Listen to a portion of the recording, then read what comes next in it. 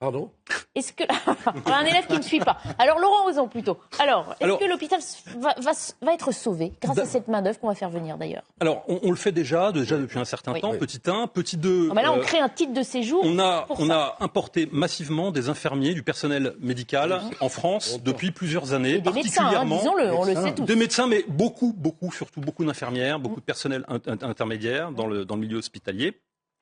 Et cela a été fait, évidemment, au détriment des systèmes de santé des pays dans lesquels on a été prélevé cette main-d'œuvre en exerçant un marché de concurrence. Il y a des agences d'intérim françaises, des boîtes françaises, dont certaines sont les propriétaires de ces boîtes sont d'ailleurs parfois des soutiens avérés d'Emmanuel Macron, je ne donnerai pas de nom, dont le boulot est d'aller recruter en offrant de meilleurs salaires des infirmières dans le système hospitalier libanais, tunisien, etc., etc. À tel point et dans telle proportion que l'Organisation mondiale de la santé, il y a 8 mois, a édicté une note indiquant qu'elle s'inquiétait très sérieusement du débauchage par des pays européens de personnel hospitalier formé, financé et formé dans ces pays qui ont un système hospitalier en partie parfois défaillant ou en tout cas sous tension, eux aussi, et qui se voient en quelque sorte privés, dont le personnel est débauché par le système français.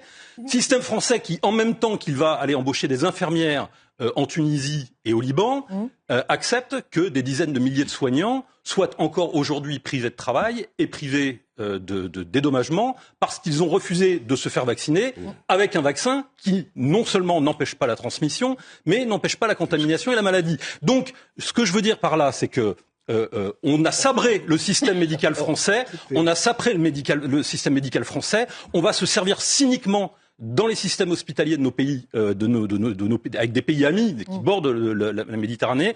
L'Organisation mondiale de la santé dénonce ce phénomène-là, et on continue, et on va nous présenter ça bientôt comme une mesure humanitaire, évidemment, mais on sait tout ce qu'il en est, c'est la loi de la jungle, la loi du plus offrant, et c'est absolument dégueulasse.